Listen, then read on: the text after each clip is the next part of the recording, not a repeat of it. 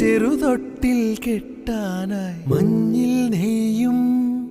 തളിരാടതാ കുഞ്ഞിൻ മിഴിയെഴുതാ സൂര്യൻ